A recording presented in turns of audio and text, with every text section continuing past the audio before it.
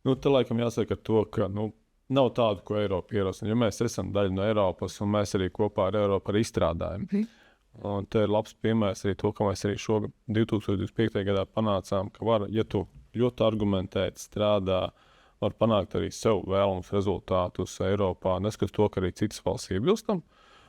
Šeit gribētu minēt to piemēru, kas bija ar biomasu, malku, šķeldu kurināmu, ka mēs arī pēc 30. gada Latvijā varam droši viņu izmantot apkurē. Tas ir arī pierāda to, ka mēs varam Eiropā mūsu dzird, ja mēs spējam argumentēt, pamatot, nevis sēdēt varbūt kaut kur mājās un krizēt, cik viss ir slikti, bet iet un cīnīties par savām tiesībām un pateikt, ka nē, tas mums ir būtiski un svarīgi.